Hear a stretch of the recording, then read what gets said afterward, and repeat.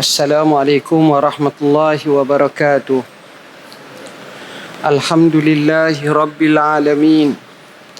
Wassalatu wassalamu ala asyrafil anbiya'i wal mursalin wa ala alihi wa sahbihi ajma'in. Subhanaka la ilma lana illa ma 'allamtana innaka antal alimul hakim. Wala haula wala quwwata illa billahil aliyyil azim. Amma ba'. Yang berusaha pengerusi Masjid Al-Khairiyah, barisan saf jawatan kuasanya, ashabul fadilah, tutu imam, seterusnya tuan-tuan guru, para alim ulama, hadirin hadirat, muslimin muslimat yang dirahmati Allah sekalian. Alhamdulillah, kita telah melangkah 1442 Hijrah. Sudah masuk 9 hari. Alhamdulillah, pada malam ni kita nak bincang kitab baru kita, hadis 40, yang kami namakan Al-Kafi Syarhu Hadis Arba'in An-Nawawi.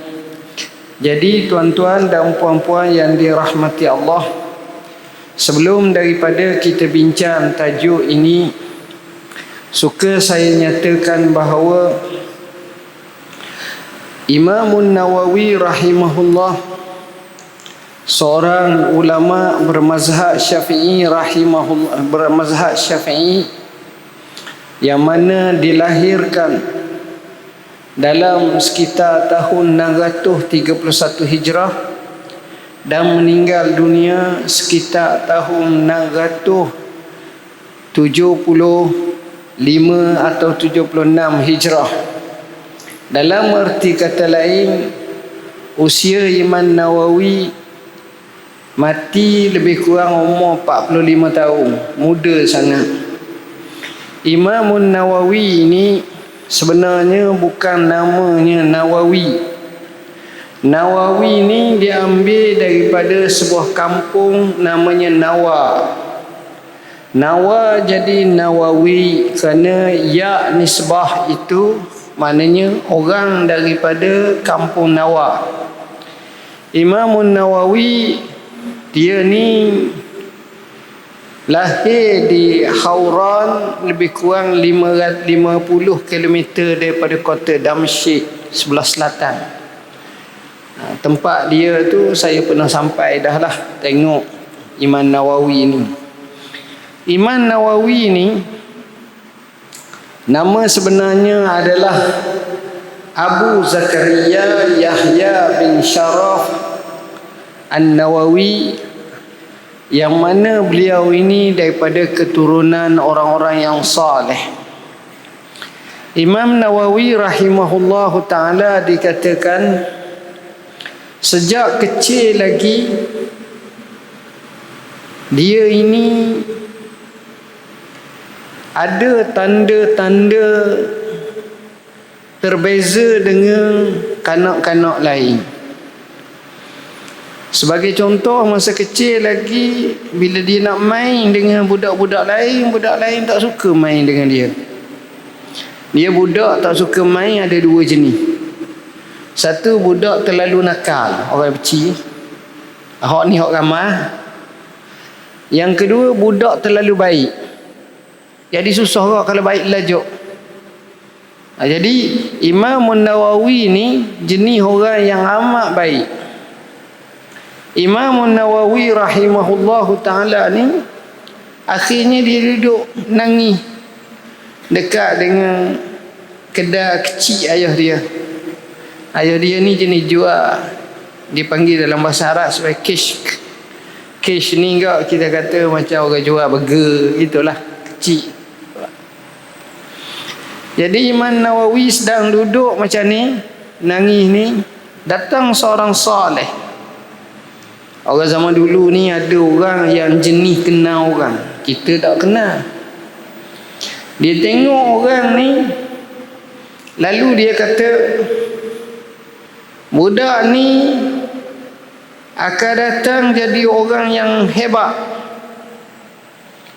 Lantas orang kata, ada lagi wahyu yang turun selepas wafatnya Nabi sallallahu alaihi wasallam. Dia jawab, ini bukan wahyu, ini firasah yang Nabi sebut dalam hadis, ittaqu firasatal mu'min fa innahu yanzuru binurillah. Kamu takut firasat orang yang beriman kerana dia tengok dengan cahaya Allah. Kadang-kadang tekannya betul. Dan inilah yang berlaku kepada seorang saleh tu bila tengok Imam Nawawi. Jadi orang kata tuah hayang nampak di kaki tuah manusia, siapa yang tahu? Ada juga kadang-kadang tu orang tahu. Cuma tak ramai lah. Ramainya tak tahu. Kalau dia tahu, dia buat baik awal dah. Dia kata orang ni akan jadi menteri akan datang. Dia buat baik awal dah. Orang ni akan jadi Perdana Menteri. Dia teka awal dah buat baik. Sebab dia tak tahu tu, dia dah ni baik. Imam Nawawi ni, Allah jadi pada dia ni antaranya amat-amat loba belajar. Maka dia baca buku ataupun belajar 12 mata pelajaran sehari. 12 mata pelajaran sehari itu jangan ingat macam kita 30 minit jadi 12 tu 6 jam. Bukan gitu. Dia tak kira, mungkin 2 jam satu, mungkin 3 jam satu baca. Maknanya belajar sungguh. Bukan sekadar baca dan belajar sungguh ni, tapi dia ni ada sistem hafazannya cukup baik. Dia boleh hafaz kitab Imam Syirazi At-Tanbih dalam masa yang pendek. Ni Imam Nawawi rahimahullah. Jadi bila dia rajin belajar, dia belajar dengan Mufti Syam, Abu Syamah. Dia belajar dengan tokoh ulama-ulama besar seperti Syekh Al-Farkah, seorang ulama yang akhirnya membawa Imam Nawawi bertemu dengan gurunya yang lain, iaitu Syekh yang terkenal Al-Kamal Ishaq, seorang ulama yang suhu. Ini kelebihan Imam Nawawi, sebab zaman tu orang alim ramai. Tahun 600 Hijrah lebih tu, itu transisi zaman pertukaran antara nak jatuhnya kerajaan Abbasiyah dengan wujudnya kerajaan-kerajaan lain. Masa tu para ulama ramai. Di kota Baghdad tu suhu dah, di kota Syam, Syria, Damaskus pun suhu. Oleh kerana itu, dia punya tok-tok guru yang hebat ramai, maka Imam Nawawi dapat mengambil, mengutip mutiara ilmu. Dan yang hebatnya Imam Nawawi, antara yang nadir dan jarang berlaku bila boleh menghimpunkan dua ilmu. Kita ni, kita tengok kalau orang ngaji agama, dia akan tengok madrasah tu. Biasanya zaman dulu awal-awal Islam, dia suhunya dua cara. Satu pemikiran akli, satu lagi pemikiran berdasarkan kepada nasi dan hadis. Ada yang dipanggil sebagai madrasah ahli ra'yi dan madrasah ahli hadis. Jarang orang boleh himpun dua-dua. Biasanya ambil satu je. Dan orang yang boleh himpun dua-dua ni tak ramai. Antaranya imam kita, Al-Imam Syafi'i. Dia pergi ke kota Madinah, dia belajar hadis daripada tuan gurunya Imam Malik rahimahullah, yang pakar hadis. Dia pergi ke kota Baghdad, dia belajar dengan murid kanan Imam Abu Hanifah yang terkenal, iaitu Imam Muhammad Ibn Al-Hasan Asy-Syaibani. Bila dia boleh dapat dua ilmu ni, olahannya hebat. Walaupun Imam Syafi'i sekitar tahun 150 Hijrah hingga 204 Hijrah, datang Imam Nawawi tahun 600 Hijrah lebih tu, hampir 400 tahun kemudian lebih, Imam Nawawi dapat mengulangi cara Imam Syafi'i rahimahullah. Dia kuasa dua bidang ilmu ni. Sebab itu dia kemah. Jarang kita tengok orang macam ni.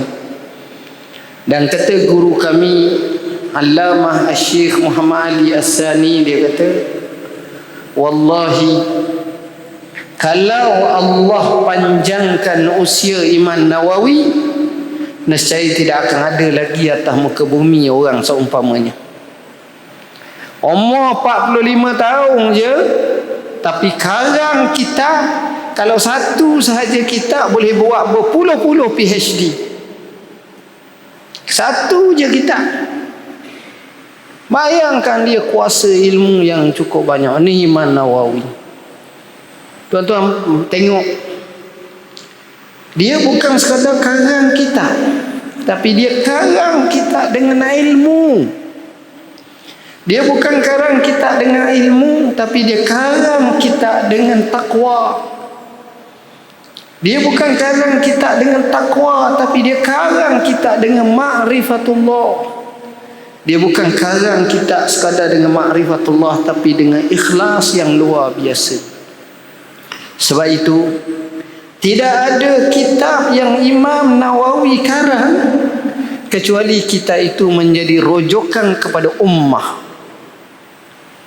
Hak ni hak mahal, tuan-tuan, hak ni hak mahal.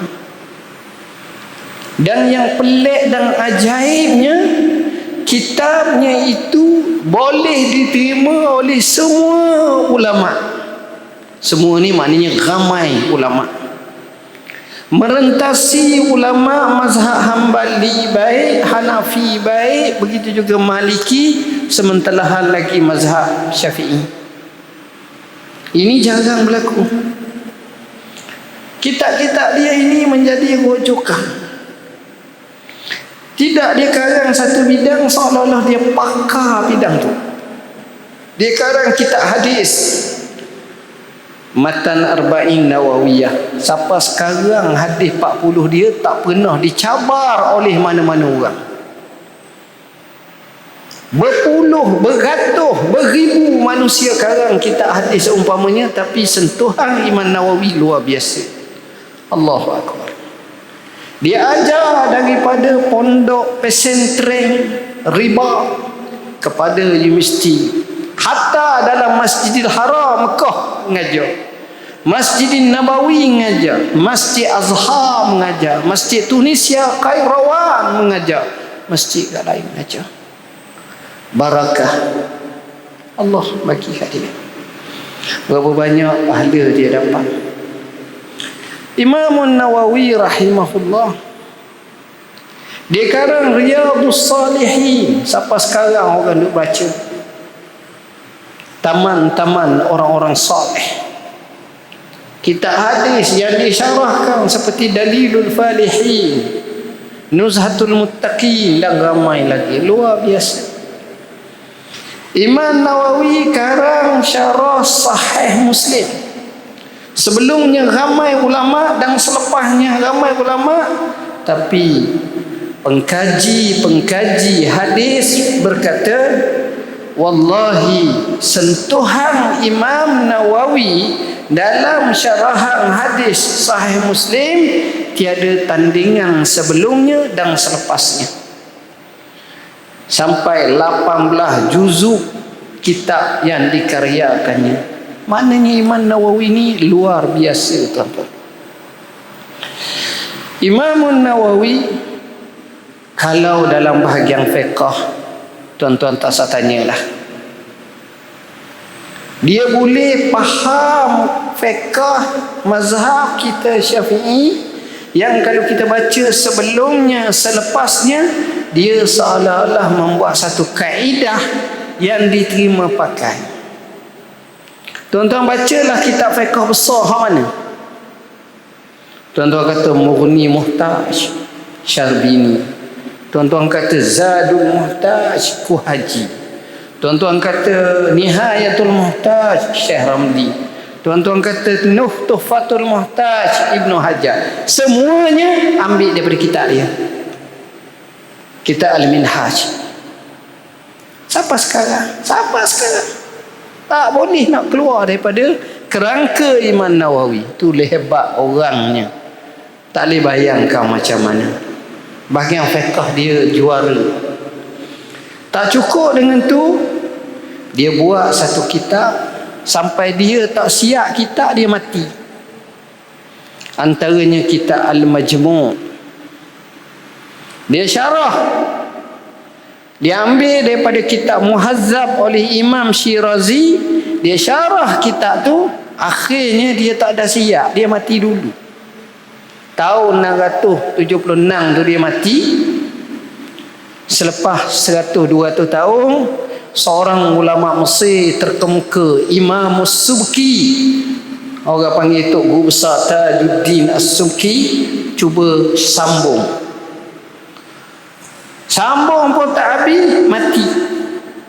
Disambung oleh seorang ulama yang meninggal dunia sekitar tahun 1980-an, seorang doktor daripada Mesir, Dr. Ahmad Najib Al-Muti'i. Tapi bila orang kaji cara Imam Nawawi karang, cara Subki karang, cara ulama terakhir karang, di situ nampak ghazaratul ilmi, kedalaman ilmu Imam Nawawi. Orang tak boleh nak ikut. Mana ilmu ni bukan jenis warisan. Ilmu ini kurniaan Tuhan. Allah boleh bagi kepada siapa yang Allah nak bagi. Itulah Imam Nawawi rahimahullah. Imam Nawawi ni dia bukan karang kitab fiqh dan hadis, ulumul Quran. Dia karang kitab adab fi hamalatil Quran. Kitab tasawuf dia karang Bustanul Arifin. Cukup hebat.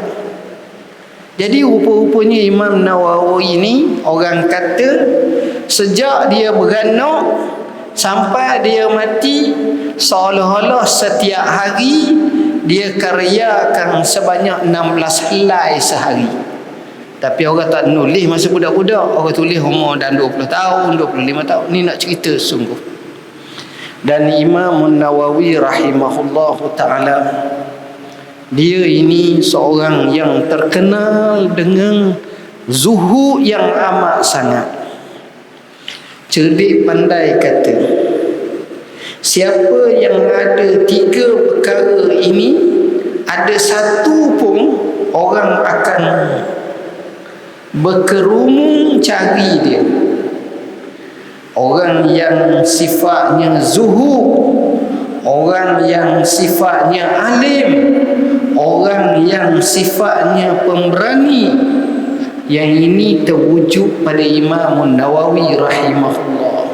Tak ada pada orang lain. Hebat Imam Nawawi.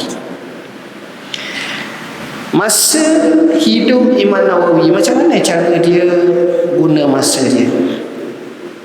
Pertama, Imam Nawawi ni ikut ceritanya, dia amat jaga masa. Siang hari dia puasa, malam hari dia qiyam, dia tak tidur.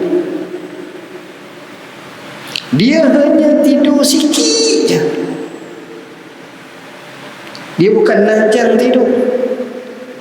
Boleh jadi setengah jam, 1 jam gitu je, sikit sangat. Siang masa buka puasa, dia tak buka puasa. Jadi dia buka puasa masa sahur, sebab dia nak gabungkan masa tu, takut bazir masa. Dengar, jangan ikut, jangan ikut. Buka, kita buka. Ini orangnya Imam Nawawi. Sehingga anak muridnya berkata, wahai Imam, tolong kesian kepada diri kamu. Imam Nawawi jawab, dia kata sesungguhnya orang-orang zaman dahulu beribadat kepada Allah sehingga kulit dia bertempuh dengan tulang dia. Apa makna? Maknanya kuatnya puasa, kuatnya jaga malam sapaku. Ni Imam Nawawi. Imam Nawawi ni orang yang berani sungguh-sungguh. Warak dia tuan-tuan, dia tak makan buah-buahan kota Damsyik sebab ada syubhah. Dia jaga makanan. Allah, ni payah kita nak buat zaman kita ni. Dia jaga makan. Imam Nawawi ni pula punya cara hidup dia ni, dia hanya dengan belajar, mengajar. Tuan-tuan bayangkan untuk guru besar yang pakar hadis di kota Syam, Damsyik tu ada beberapa, kita kata sekolah hadis, kita kata tempat pembelajaran hadis tertinggi. Salah satu tempat tu bernama Darul Hadis Al-Ashrafiyah. Darul Hadis Al-Ashrafiyah. Dan Imam Nawawi dalam usia yang muda dilantik menjadi maha guru ataupun guru besar hadis, maka menggantikan pakar ulama hadis Syam yang terkenal iaitu Abu Syamah. Ni hebat Imam Nawawi. Dan Imam Nawawi rahimahullah ni seorang yang pemberani, berani sungguh satu ni. Bila Raja Zahir Bebrus, seorang raja yang baik, telah minta fatwa seluruh ulama di Mesir, di Syam, supaya boleh ambil duit rakyat kerana nak perang lawan tentera Tatar yang masa tu sedang mengalahkan kota Baghdad. Tatar dia masuk kota Baghdad tahun 656 Hijrah, dia hancur Baghdad. Baghdad masa tu bermandikan darah. Yang mati lebih hebat daripada perang dunia pertama, kedua, ketiga, jauh. Di satu-satu tempat. Di situ saja yang mati ada kata 1 juta. Ada kata 2 juta manusia mati. Kena sembelih, kena bunuh. Itu dahsyat Tatar. Masa itulah orang Islam bila sebut Tatar takut. Bila dia masuk Baghdad, dia kawal lagi, dia pergi ke Syam, dia pergi sampai ke Anatol, dia sampai kepada Ba'labaka, dia sampai kepada Lebanon, dia sampai kepada Palestin, dia nak masuk Mesir. Masa tu ada seorang saleh di Mesir bernama Qutuz rahimahullah. Kisahnya panjang, saya tak nak cerita macam tu. Jadi bila Zahir Bebrus minta fatwa, semua ulama setuju. Tiba-tiba Imam Nawawi tak setuju. Mereka bukan main lagi. Panggil Imam Nawawi dan tanya, kenapa kamu tak setuju? Dia jawab, wahai paduka tuanku, saya boleh setuju dengan syarat semua harta tuanku, orang-orang besar, pegawai-pegawai kanang semua juga dibahagikan dahulu. Kedua, harta-harta Baitul Mal dibagi dulu, lepas tu barulah boleh ambil. Bila dengar macam itu, mereka kata, kenapa kamu tak hukum Imam Nawawi? Dia kata, wallahi aku tengok dia, aku gerung yang amat sangat. Dan akhirnya Imam Nawawi balik ke kampungnya. Khalifah minta maaf, suruh jemput, dia tak nak. Sampailah Khalifah mati dan sedih, amat menghormati Imam Nawawi. Imam Nawawi ni tuan-tuan, dia mempunyai karamah yang banyak. Antara karamah dia, seorang murid dia tu sakit. Sakit ni sakit pelik. Lama tak pergi belajar, sakit. Sakit orang panggil, istilah kita kat busung, perut besar. Bukan perempuan, bukan mengandung, perut besar, terlentang. Jadi Imam Nawawi mari tengok dia, duduk kat dia, entah baca apa, dah tahu, gosoklah perut dia. Sabar. Sedang gosok ni, Allah jadi perut yang kembung besar ni, busung ni, tiba-tiba menipih, kurus. Akhir sekali boleh bangun, jalan, oleh-oleh ada di sini.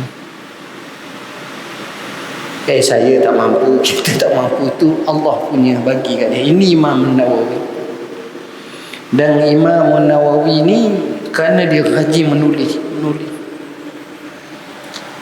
Sampai kadang-kadang malam tu pelita yang dia tulis tu padam, habis dah. Tapi dia boleh menulis lagi. Seolah-olah cahaya macam keluar antara jarinya, dapat tulis. Allah saja yang tahu. Allah bagi karamah kepada dia. Dan Imam Nawawi hebatnya, sebelum dia mati, dia buat haji, dia pergi Mekah. Orang alim ni tuan-tuan, dia buat satu benda pelik-pelik dan kesan ni kepada ummah. Bila dia pergi ke Mekah, dia karang satu kitab haji untuk kita semua, namanya Al-Idah fi Manasikil Haji wal Umrah. Kitab ni menjadi rojokan kepada ummah sampai sekarang. Saya terjemahkan kitab ni, syarah tajuknya Al-Idah fi Manasikil Haji wal Umrah. Kitab ni mana-mana ulama yang datang selepas daripada dia, berpuluh beratus ulama karang bab haji, tak sama dengan Imam Nawawi karang. Sampai sekarang hebat Imam Nawawi rahimahullah. Jadi dia pergi ke Mekah, dia buat haji. Balik daripada Mekah, dia pergi ke Madinah. Balik daripada Madinah, sebelum dia balik kampung dia, dia pergi Baitul Maqdis. Baitul Maqdis dengan Syam dekat je. Sudah daripada Baitul, maknanya dia telah pergi lawat 3 masjid dalam Islam. Hak hebat-hebat ni. Balik, entah malam dia sakit, dia uzur, abah dia ada, kepala dia duduk atas riba abah dia. Kepala dia duduk atas riba abah dia. Dia mati dalam usia 45 tahun. Peliknya, bila dia mati, dia ditanam di satu tempat. Saya pernah sampai kubur dia tu, makam. Bila sudah tanam, ada satu pokok tumbuh. Pokok tu sampai sekarang masih ada. Maksud saya sekarang tu, masa saya belajar 1997 tu ada lagi pokok tu. Dengar kata selepas perang Syria ni, ada kata kena terbang ke macam mana, Allah Allah. Tuan-tuan bayangkan, tahun mati 600 hijrah lebih, 1400 hijrah ada lagi. Seolah-olah satu signal dan isyarat, wahai Imam Nawawi, tak kala kamu memayung masyarakat ummah dengan ilmu, Allah payungkan pohon kayu dengan kubur kamu. Tu Imam Nawawi.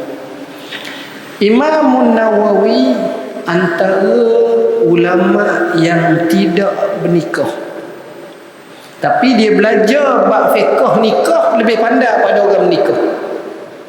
Dia tahu banyak hukum hakam. Dia tak nikah, tapi dia tak macam kita. Kalau kita tak nikah, lain macam mata. Dia tak ada gitu. Sehingga Syekh Abdul Fattah Abu Ghuddah dia karang satu kitab Al-Ulama Ul-Uzzat. Ada jenis ulama-ulama yang tak nikah. Tapi tak payahlah, hak nikah tu tak payahlah. Kalau nikah lah, tak tahu. Ada ulama yang tak nikah. Antaranya Imam Nawawi, antaranya Syekhul Mufassirin. Siapa nama? Ibnu Jarir At-Tabari. Antaranya yang tak nikah juga, kawan kepada Imam Ahmad bin Hanbal, seorang ahli sufi terkenal, Bishr Al-Hafidh, dan ramai lagi. Jadi tuan-tuan, saya rasa sekadar itulah yang dapat saya sampaikan.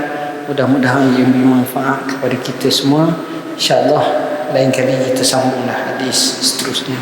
Bismillahirrahmanirrahim. Allahumma faqihna fid din.